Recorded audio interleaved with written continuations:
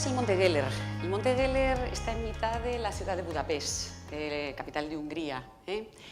Y bueno, subir al Monte Geller es un auténtico reto. Podemos hacerlo caminando o podemos ayudarnos con el funicular. Bueno, pues esto para mí hoy es un reto. Cuando me lo propusieron por primera vez me planteé, pues eso, un reto porque voy a intentar acercarles la neumología y las enfermedades del aparato respiratorio a ustedes, las más importantes, y lo voy a intentar hacer en un lenguaje que se entienda, porque seamos sinceros, los médicos hablamos raro, muy raro. El otro día leía en la prensa que aproximadamente el 40% de los pacientes que hacen de la consulta del médico de primaria no entendían lo que les había dicho su médico y lo achacaban precisamente a que utilizaban palabras que no entendían, un lenguaje incomprensible. Espero que hoy yo pueda cumplir esas expectativas. Si yo les pregunto qué tienen en común todas esas enfermedades, me imagino que, bueno, sabrán, ¿no? Pulmón, cáncer de pulmón, enfermedades respiratorias. Bueno, todas ellas tienen una cosa en común, que es que todas ellas son enfermedades del aparato respiratorio. El aparato respiratorio empieza en la nariz y empieza en la boca. Y hasta las cuerdas vocales es territorio de otra especialidad, los otorrinos. Pero a partir de las cuerdas vocales, eso ya es nuestro territorio, el territorio de los neumólogos, el aparato respiratorio. Entramos en el aparato respiratorio por las cuerdas vocales son las compuertas de acceso a la tráquea, gracias a las cuerdas vocales hablamos, modulando las cuerdas vocales es como eso. Decimos, hablamos, nos comunicamos y a partir de ahí entramos en la tráquea. La tráquea es este conducto que cuando llega aquí se divide en dos cañerías. Esta es la cañería por la que entra el aire y se divide en otras dos cañerías, que son los bronquios. Uno va al pulmón derecho y otro al pulmón izquierdo. Y esos pulmones, si se fijan, se van dividiendo en ramas cada vez más pequeñas, en bronquios cada vez más pequeños, hasta que llegan a la parte más final, más distal, ya dentro de los pulmones. A esto lo llamamos alveolo y ahí es donde se produce la función principal del aparato respiratorio, que es que el oxígeno que entra con el aire entre al torrente circulatorio y se distribuya por todo el cuerpo.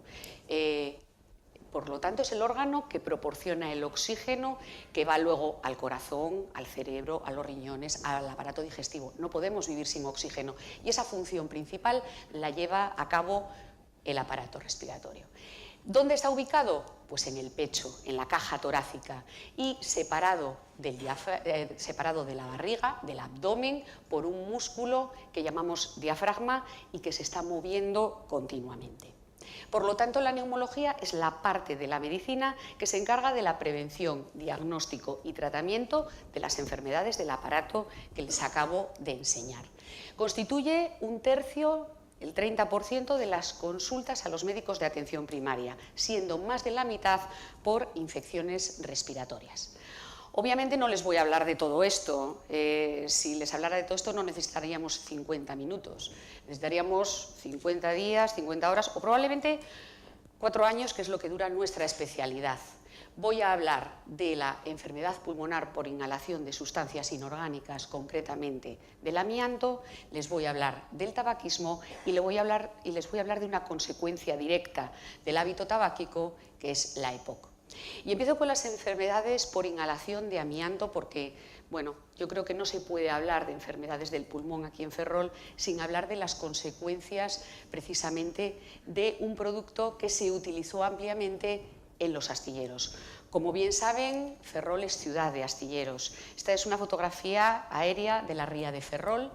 Al norte tenemos la población de Ferrol, donde en el año 1947, como bien saben, probablemente alguno mejor que yo, se creó la Empresa Nacional Bazán de Construcciones Militares. Eran astilleros de barcos de guerra.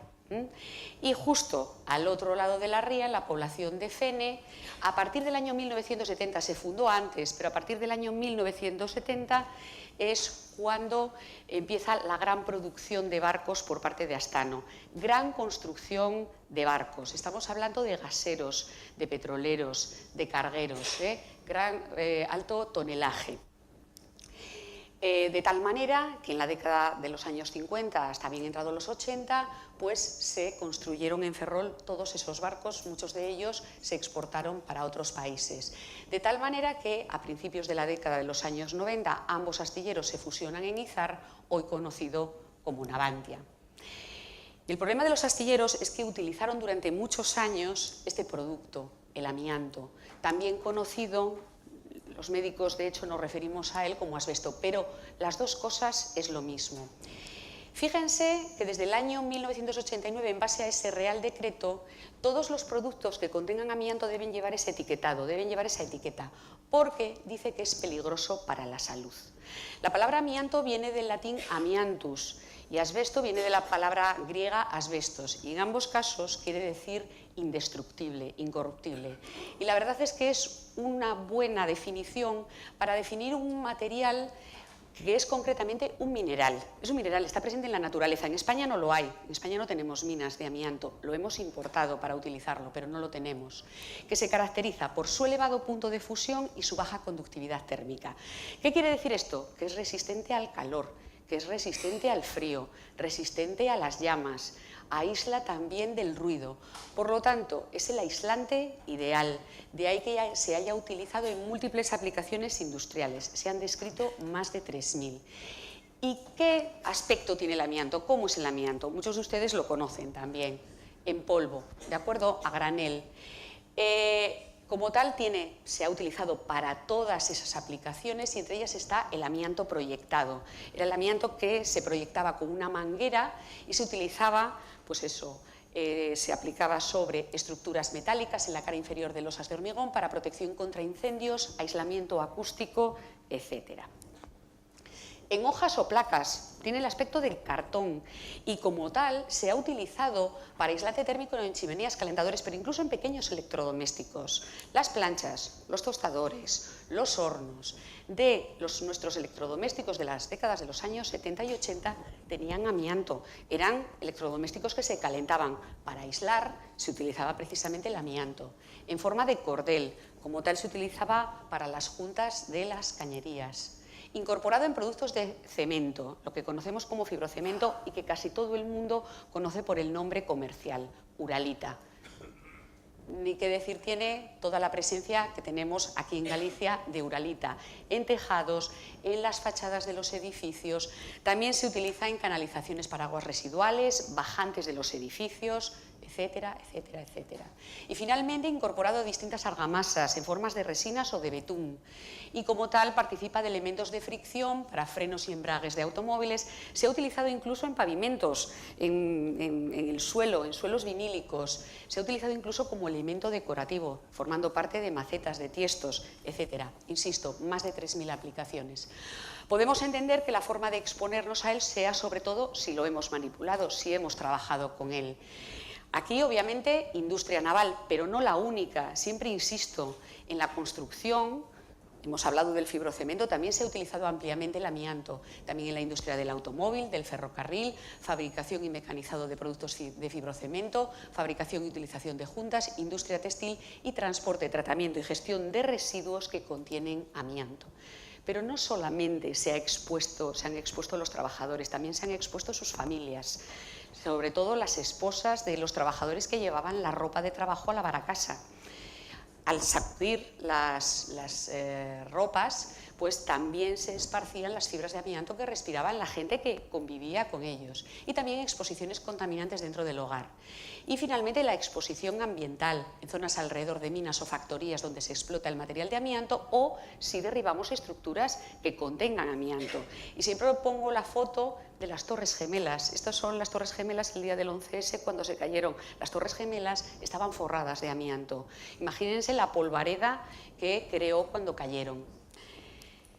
Por lo tanto, no solo astilleros. Construcción en las bajantes de las tuberías de los edificios, en las pastillas de freno de los coches y los tejados de Uralita. Por lo tanto, la exposición al amianto es desconocida, oculta y probablemente no cuantificable, de tal manera que el número de personas que se han expuesto sea altísimo y que se trate de un auténtico problema de salud pública del presente siglo. El amianto se conoce desde la antigüedad. Se ha dicho que 2500 años antes de Cristo ya lo utilizaban los alfareros finlandeses. También los griegos y los romanos lo utilizaban como mechas de lámparas o en vestidos hechos de amianto. Y este señor que tenemos aquí es Marco Polo. Marco Polo también describió vestidos de asbesto en sus viajes a China. Por lo tanto, ya se utilizaba también, no solamente en Europa, sino a nivel global. Pero realmente, cuando se empieza a utilizar el amianto a gran escala, es con la revolución industrial. A finales del siglo XVIII, James Watt inventa, mejor dicho, la máquina de vapor. La máquina de vapor hacía que, con ello comienza la revolución industrial, pero la máquina de vapor tenía un inconveniente. Aumentaba mucho la temperatura, calentaba mucho.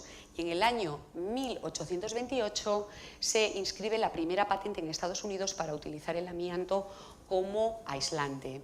Y en el año 1896 se establece en Gran Bretaña la primera fábrica textil de asbesto. Estamos hablando de finales del siglo, segunda mitad del siglo XIX. Bueno, pues ya a primeros del siglo XX, los médicos, en nuestras revistas científicas, empiezan a alertar de que el amianto produce enfermedad, produce asbestosis. Y ya en el año 1938 Estados Unidos establece un primer límite de concentración de fibras de amianto que podíamos respirar. Muy alto, elevadísimo, comparado con lo que tenemos ahora, pero ya hay un primer límite establecido legalmente. En 1955, primer estudio que evidencia la relación del amianto con el cáncer de pulmón, y en 1960 con el mesotelioma o cáncer de pleura. Por lo tanto, el amianto produce patología de la pleura. ¿Qué es la pleura? La pleura es la tela que rodea el pulmón, la membrana que lo envuelve. En condiciones normales, esa pleura es tan fina que no tenemos por qué verla. Si la vemos es porque está engrosada. Y también patología pulmonar. ¿Y por qué produce patología el amianto? Porque puede. Las fibras de amianto tienen un tamaño y una forma ideal de tal manera que entran dentro del aparato respiratorio y ahí se quedan alojadas. Fibras más grandes no entran, se quedan a nivel de las fosas nasales. Fibras más pequeñas entran y salen, pero las fibras de amianto no. Entran y se quedan ahí alojadas en el pulmón. Yo siempre digo con el amianto, esto es como cuando, por ejemplo, se nos introduce una esquirla de madera o de metálica en la piel. Si no la quitamos, empieza a formarse un tejido de cicatriz alrededor. Pues algo parecido es lo que pasa con el amianto en el pulmón. Y ahí tenemos una fibra de amianto recubierta por un tejido de cicatriz. ¿Qué es eso? Eso es los famosos cuerpos de asbesto, que son los que en último término producen patología. Y esa es toda la patología que produce el amianto a nivel de la pleura y del pulmón. Todas estas enfermedades se caracterizan por una cosa, y es elevado tiempo de latencia. ¿Qué quiere decir esto? Que pasan muchísimos años desde que nos exponemos al amianto hasta que aparece la patología. ¿Y qué patología es esa? Pues fibrosis pleural. Esta es la radiografía tipo, no se ve muy bien, porque bueno, quizá está demasiado iluminado, pero bueno. Esta es la radiografía típica de un trabajador de los astilleros que viene a la consulta de vigilancia posocupacional. Esta es una radiografía típica. Este paciente tiene placas pleurales. La pleura se engorda de dos maneras. Lo puede hacer de forma parcheada, y eso es lo que llamamos placas pleurales, o de forma difusa, y eso es lo que llamamos engrosamientos pleurales o engrosamiento pleural difuso o paquipleuritis. Y aquí podemos ver, bueno, esta es una radiografía, esto que me preguntan mucho, esto blanco de aquí del medio es el corazón lo tenemos en mitad del pecho, entre los dos pulmones, y este es el pulmón derecho y este el pulmón izquierdo. Estas manchitas blancas, esto de aquí, son engrosamientos pleurales. También se puede producir derrame pleural, que es la presencia de líquido en la pleura. Realmente es una enfermedad en principio benigna, según aparece el derrame y posteriormente desaparece, y el diagnóstico es de exclusión. Tenemos que excluir otras causas de derrame pleural. Esta es la radiografía de un paciente con un derrame pleural izquierdo. Atelectasia redonda o síndrome de Blesowski, vaya nombre. Es que este es el autor que lo describió por primera vez. El diagnóstico se hace mediante TAC. ¿Y qué quiere decir eso de atelectasia redonda? La pleura, cuando se engorda, en estos casos lo que hace es envolver al pulmón que está inmediatamente debajo y se produce eso que llamamos atelectasia redonda, que también lo llamamos pseudotumor, porque se parece a un tumor, pero no lo es solamente engrosamiento de la pleura. Fibrosis pulmonar por amianto o asbestosis. Esto ya es más grave. Aquí ya tenemos una fibrosis pulmonar por amianto. El pulmón es sustituido por un tejido que no lo es, un tejido que es cicatricial. Luego, si no es pulmón, el pulmón no va a hacer su función, que era que entrara el oxígeno en el aparato circulatorio. Luego el paciente va a notar síntomas, habitualmente tos y disnea. Disnea es la palabra médica que utilizamos para ahogo, falta de vida, falta de aliento. En la exploración, el paciente nos vamos a encontrar que tiene esto: acropaquias, dedos en palillo de tambor, es esa forma tan característica de los dedos, y la presencia de crepitantes en la auscultación. Los crepitantes es un ruido, cuando colocamos el fonendo, es un ruido muy especial, suena como el velcro, ¿de acuerdo? Ese es el ruido que hacen cuando auscultamos crepitantes. El diagnóstico se hace mediante un TAC de tórax y, aparte de eso, el problema es que el amianto se prohibió porque es cancerígeno. El amianto produce cáncer, produce tumores, concretamente cáncer de pulmón. ¿Qué pasa? En el año 1986 la Organización Mundial de la Salud incluye el amianto como un cancerígeno del grupo 1. ¿Qué quiere decir eso? Pues quiere decir que estamos seguros que el amianto produce cáncer de pulmón en humanos. Pero luego tenemos el tabaco, y el tabaco es a nivel global la primera causa de cáncer de pulmón. Cuando ambos se juntan, el efecto no es sumatorio, es multiplicativo. Se multiplica la probabilidad de padecer cáncer de pulmón. De ahí que si algún trabajador que ha trabajado en los astilleros o en cualquier otra industria que ha trabajado en contacto con el amianto fuma, lo primero que le vamos a decir es que deje de fumar porque está aumentando, está multiplicando la probabilidad que tiene de cáncer de pulmón.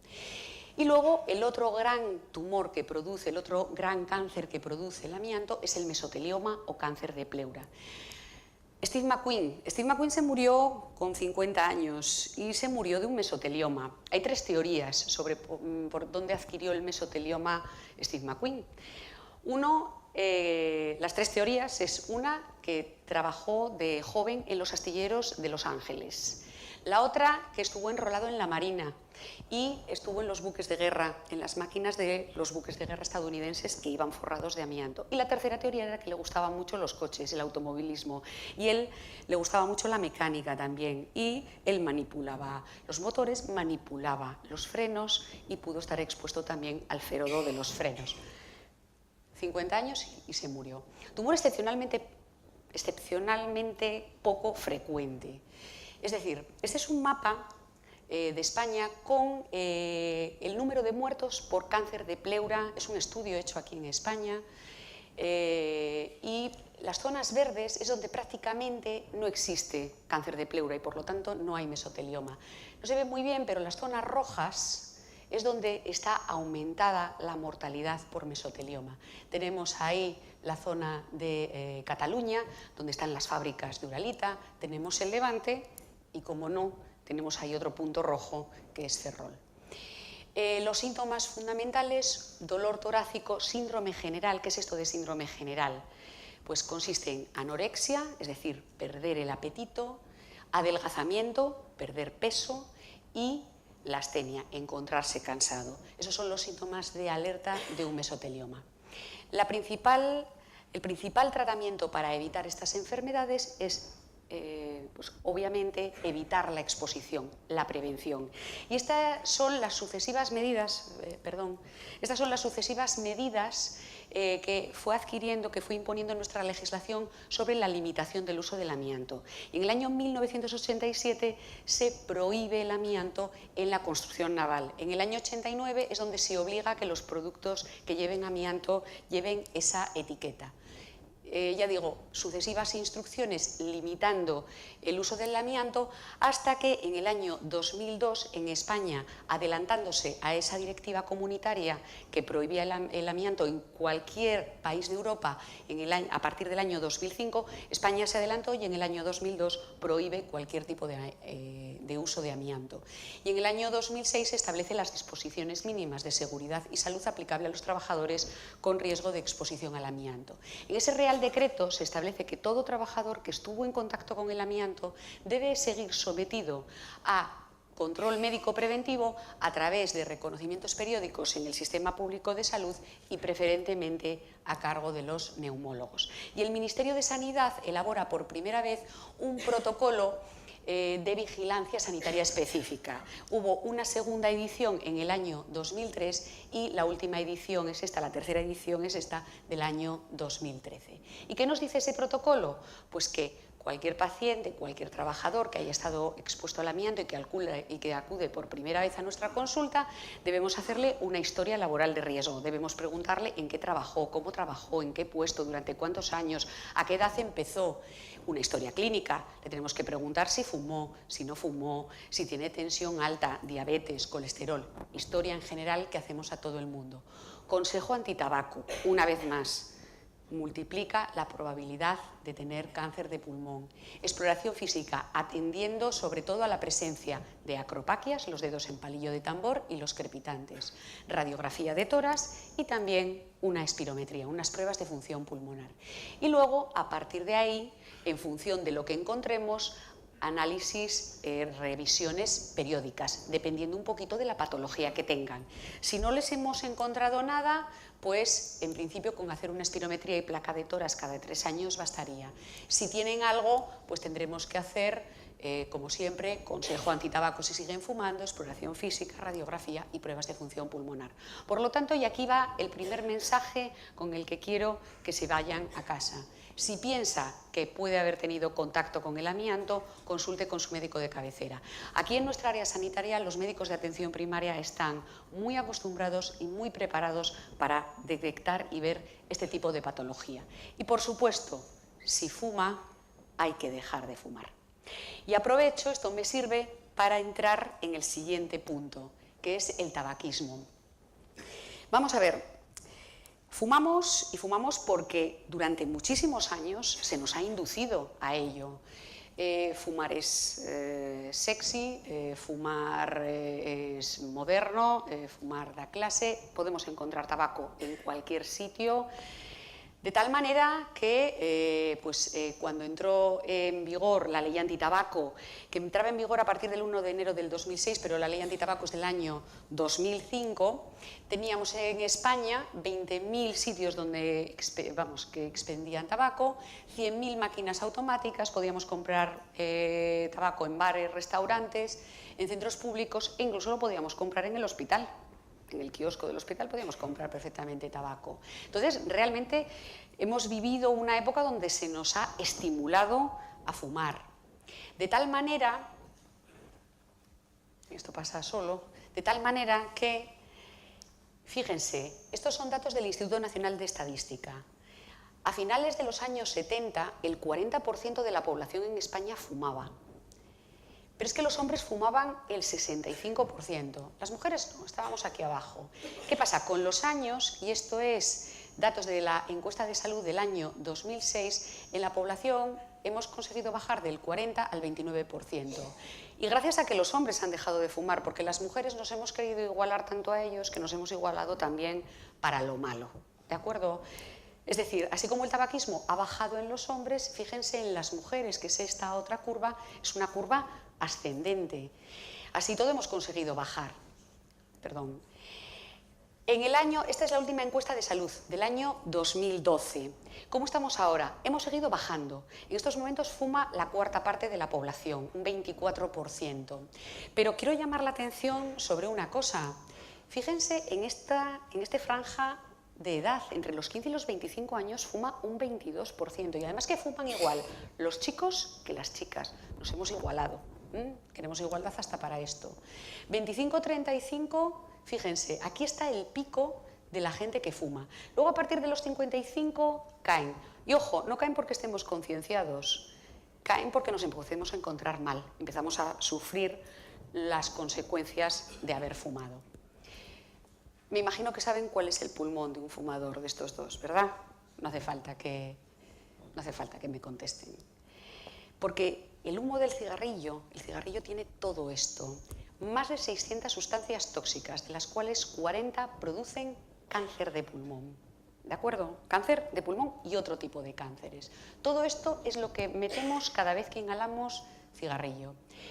Pero ojo, lo que produce patología no es la nicotina es lo que nos hace adictos. Si los cigarrillos no tuvieran nicotina, no seríamos adictos. La nicotina es una droga tan adictiva como la heroína y la cocaína. Tiene una base neurobiológica y, de hecho, la adicción al tabaco está reconocido como una enfermedad y como tal la tenemos catalogada. La nicotina entra por los pulmones, la inhalamos por los pulmones y en 7 segundos la tenemos en el cerebro. Y lo que hace en el cerebro es activar la vía de la recompensa, necesitamos la nicotina, nos recompensa y además nos libramos de los síntomas de abstinencia. Esto es lo que pasa cuando fumamos. Fumamos, estimulan nuestros neurotransmisores, nos encontramos bien, pero empiezan a bajar los niveles de nicotina. Me desequilibro. Se produce un desequilibrio a nivel neurológico, a nivel del cerebro, y de repente aparecen los síntomas de dependencia, los síntomas de abstinencia, el síndrome de abstinencia, que hace que vuelva nuevamente a fumar. Y entramos en un círculo vicioso. Luego, todo lo demás es lo que nos da las enfermedades. El monóxido de carbono es lo que nos produce patología cardiovascular a nivel del corazón, a nivel del cerebro, a nivel de los vasos, de las arterias y de las venas. Esto otro, nitrosaminas y benzopirenos, los tumores. Y los oxidantes son los responsables de la EPOC, de la que hablaremos más tarde. Cáncer de pulmón, de boca, de laringe, de esófago, de estómago, de cervix, de vejiga. Casi sería más fácil decir los órganos donde el tabaco no produce cáncer. EPOC, por supuesto. Cardiopatía isquémica. ¿Qué es eso de la cardiopatía isquémica? Infarto, angina de pecho. Enfermedad cerebrovascular. ¿Qué es eso? Podemos llamarlo ictus, podemos llamarlo ACV, podemos llamarlo trombosis cerebral. Lo conocen por todos esos términos. El tabaco es veneno para los vasos, es veneno para las arterias, y entre ellas también las que van a los brazos y a las piernas, y puede llevar en último término a amputaciones, porque no llega bien la sangre a las partes más distales. Y, por supuesto, complicaciones en el embarazo y en el parto. Esto es un poco lo mismo, patología que produce en el hombre, patología que produce en la mujer, si además la mujer está embarazada y fuma, riesgo de bajo peso al nacer y muchas más patologías que aparecen después en la infancia de esos hijos de mujeres fumadoras. Fumar causa más de 25 enfermedades. Aparte de todo, agrava enfermedades existentes. Si soy asmático, mejor que no fume. Úlceras, enfermedad de Crohn, y si no les convenzo por la vía de la salud, por lo menos por la vía del sexo. Produce impotencia masculina, produce anomalías en el esperma y produce también menopausia temprana con las consecuencias que eso tiene. Y si tampoco les convenzo por la vía del sexo, pues por el tema estético. Nos produce arrugas, canas, pérdida de pelo, no sigo. Pero aparte de todo, el fumar mata, el tabaco mata. El tabaco es responsable, fíjense, de 150.000, esto no son 150, son 150.000 muertes al año en España, son provocadas en mayor o menor medida por el tabaco. El tabaco está implicada en la muerte de 150.000 personas al año en España. Fíjense a qué distancia queda de los accidentes de coche, a qué distancia queda del SIDA o a qué distancia queda de otro tipo de drogas ilegales. Pero droga al fin y al cabo, como es el tabaco. Responsable de la quinta parte de todas las muertes en todas las edades, de la cuarta parte de todas las muertes en el segmento de edad entre 35 y 65 años y nos resta 22 años de esperanza de vida. Por lo tanto, insisto una vez más, fumar mata. Y no solamente nos mata a nosotros, a los fumadores, también mata al que está al lado, al fumador pasivo. Fumador pasivo es aquella persona no fumadora que aspira al humo del tabaco de los fumadores que le rodean. De tal manera que una hora que yo me expongo al humo del cigarrillo de otros que están fumando equivale a que yo me fumara 3 cigarrillos. Y eso tiene consecuencias y se ha demostrado, hay estudios médicos que lo avalan, que eso me va a producir patología cardiovascular, infarto y angina y cáncer de pulmón. El tabaquismo pasivo es un factor de riesgo también para cáncer de pulmón. No quiero que se queden tampoco con vamos a darle un poco la vuelta a la tortilla, vamos a ser positivos. Lo importante es dejar de fumar y se puede dejar de fumar. Los beneficios de dejar de fumar son estos. El riesgo de mortalidad, si dejamos de fumar, a los 10-15 años de dejar de fumar, nos vamos a equiparar en riesgo de morir a los no fumadores. La función pulmonar se equipara a los 3 o 4 años. El riesgo de padecer de pulmón se reduce a los 10 años y el riesgo de cardiopatía isquémica se reduce a la mitad al año de dejar de fumar.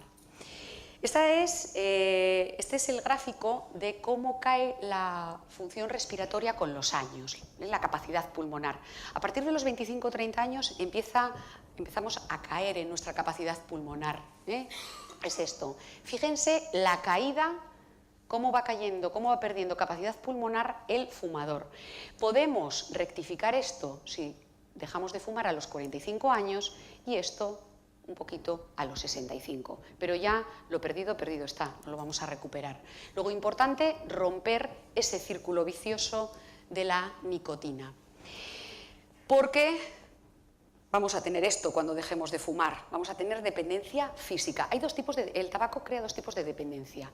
Esta, que es la física, que tiene esa base neurobiológica, nos hacemos dependientes de la nicotina, también porque podemos, porque nuestro cerebro está preparado para ser adicto a la nicotina, y cuando nos lo quitan, pues tenemos el deseo compulsivo de fumar, estamos irritables, enfadados, ansiosos, cansados, deprimidos, notamos hasta síntomas físicos. Nos encontramos o parece que la frecuencia nos va más lenta o que nos va más rápida, temblores, dolor de cabeza, alteración del sueño, incluso trastornos digestivos y hambre. Y también dependencia psicológica. Habitualmente asociamos el tabaco a ciertas situaciones, o bien de estrés o todo lo contrario, placentero, ¿de acuerdo? En determinados momentos nos apetece fumarnos ahí el cigarrito después de comer con el cafetín. ¿Cuándo dejo de fumar? Bueno, yo siempre insisto en una cosa, hay que elegir el momento oportuno. Si llevo toda la vida fumando, es decir, si ahora que estoy pasando una mala racha, que tengo muchos problemas, igual no es el mejor momento para dejar de fumar. Pero tampoco podemos esperar a que la vida se solucione para dejar de fumar. La vida es muy complicada. Entonces, es muy importante fijar una fecha. Esto de ya lo dejaré, no. El lunes que viene dejo de fumar. El día 1 de abril dejo de fumar.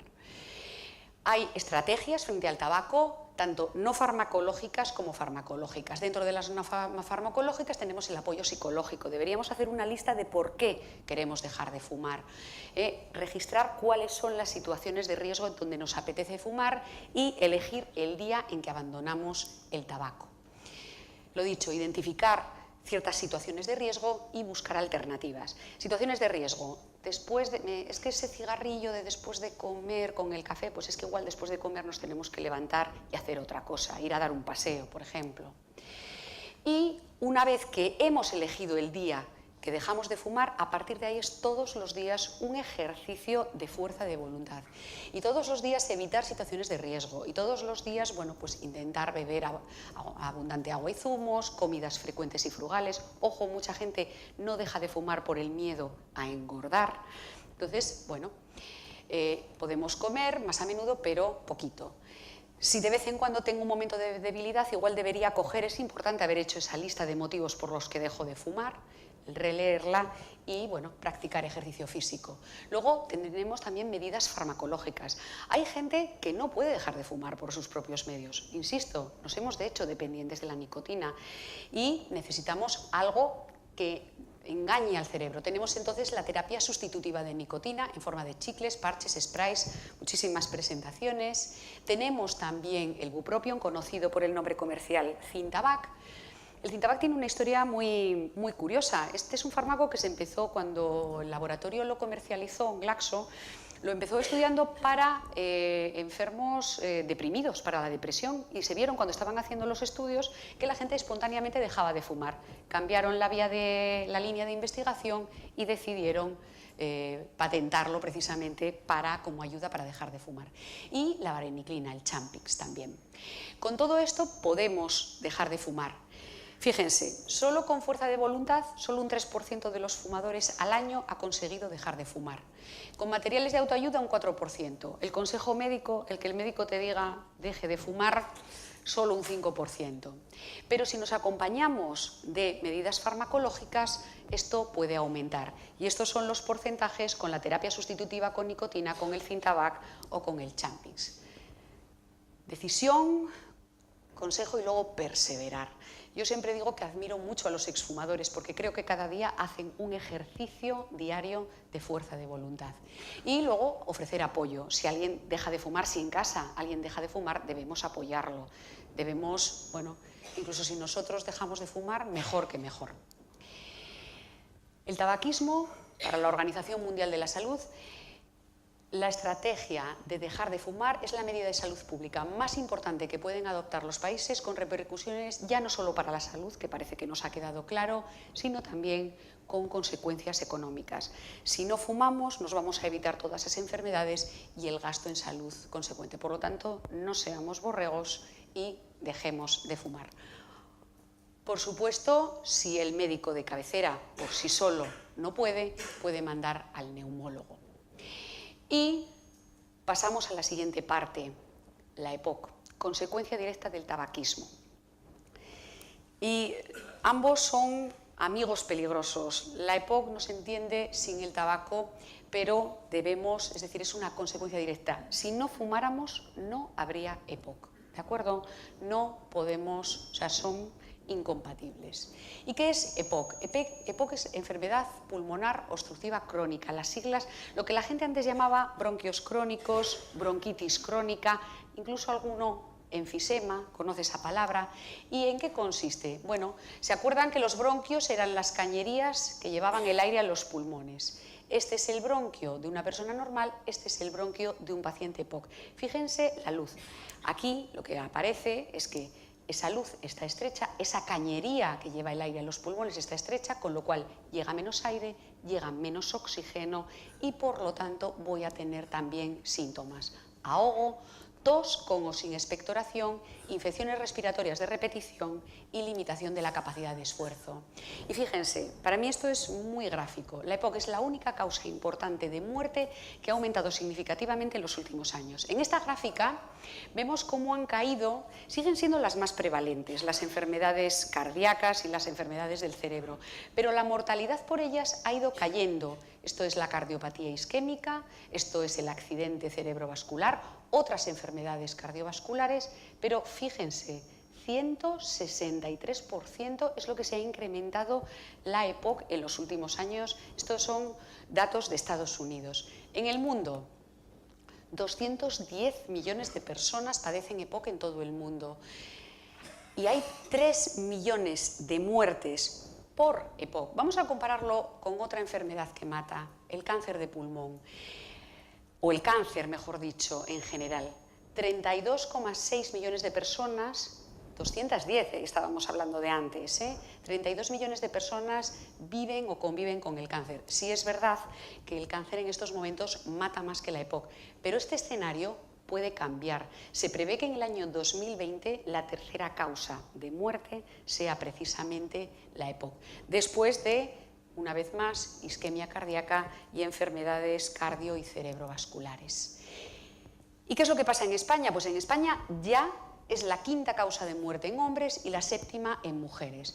La única enfermedad que ha aumentado su tasa de mortalidad en las últimas décadas. Y hablábamos de 3 millones de muertes al año. En España nos tocan 18.000 muertos solo por EPOC. Es, por lo tanto, la primera causa de muerte prevenible. ¿Cómo? Si no fumamos.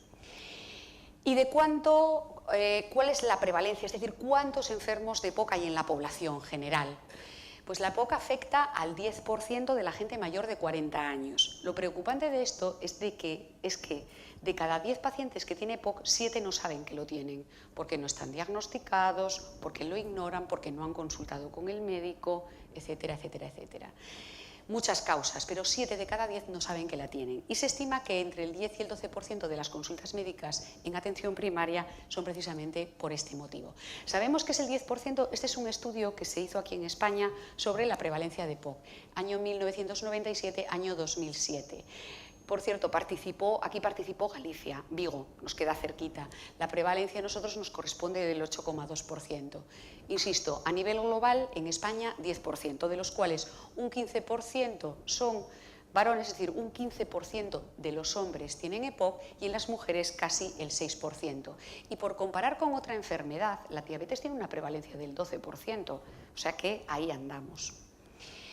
Y si hablamos de dinero, ahora que tanto nos importa, pues estamos hablando de que la EPOC consume el 2% del presupuesto de sanidad y estamos hablando de 3.000 millones de euros al año, de los cuales el 40%, casi la mitad, se va en las asistencias en el hospital, el 24% en los fármacos, en los inhaladores que tomamos habitualmente, un 14% asistencia ambulatoria, un 13% en los fármacos para las exacerbaciones y tan solo un 4% en esto que ven aquí, que es un paciente con oxígeno, que ahí podemos llegar, ahí puede llegar el paciente con EPOC. La causa, una vez más, no hay que buscar más culpables que el tabaco en general.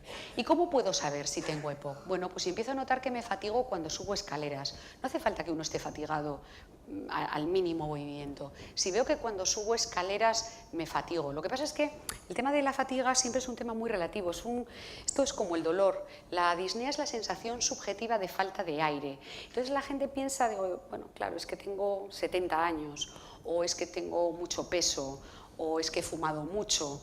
Entonces, siempre achacamos a otro que pueda tener una EPOC. Pero si me fatigo cuando subo escaleras o si toso, y si además a todo esto se suma que he fumado, tengo que pensar que igual tengo una EPOC.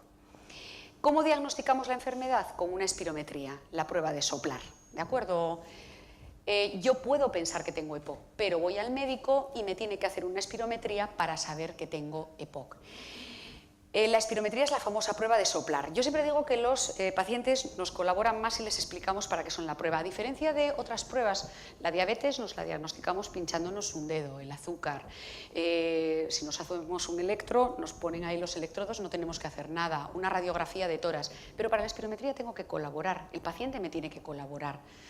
Tiene que esforzarse en soplar. Entonces, tenemos que explicarle al enfermo por qué le vamos a hacer esa prueba. Queremos medir la capacidad respiratoria. No es necesario ir en ayunas, lo único, eso sí, no tomar café. Pero pueden desayunar, si toman inhaladores, no tomarlos el día de la prueba, no llevar ropa ajustada, no fumar en las horas previas y no realizar ejercicio en la media hora previa.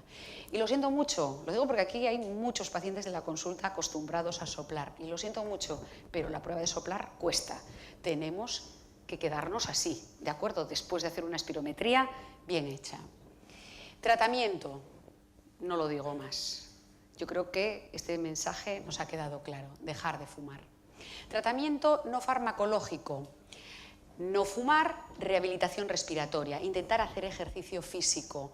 Y cuando digo actividad física, no estoy diciendo que ahora me ponga a correr si nunca he corrido, significa que salga a pasear todos los días, media hora por la mañana o media hora por la tarde. Si puede hacer más, genial, pero el paciente con EPOC puede hacer actividad física y luego ya también puede hacer otro tipo de ejercicios más específicos. Consejos nutricionales, ¿a qué me refiero con eso? Pues a no hacer comidas muy copiosas, probablemente 5 comidas al día, pero más pequeñas.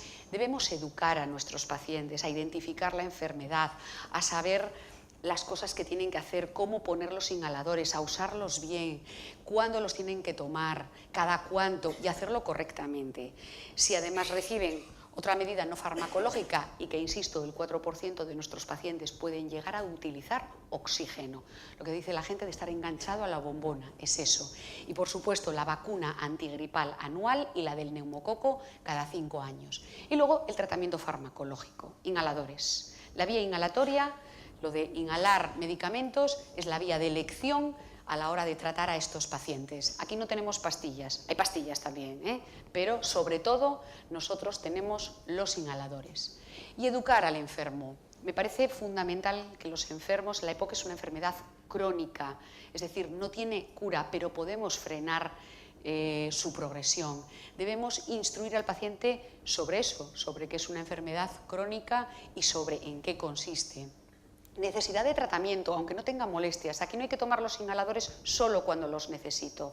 Tengo que tomarlos porque es probable que en el futuro me vaya a encontrar peor si no los tomo. Diferencias entre los fármacos que utiliza. Y en cuanto a las habilidades, pues eso, a utilizar bien los inhaladores, identificar los desencadenantes y cómo evitarlos, reconocer signos y síntomas de empeoramiento y sobreactuar de forma temprana. Es decir, identificar cuándo me voy a poner mal y cómo puedo atajar la agudización. Ya estoy acabando. Decálogo, por lo tanto, para mantener una buena salud respiratoria. Amo a mis pulmones. ¿Cómo los cuido? ¿Cómo cuido mi aparato respiratorio?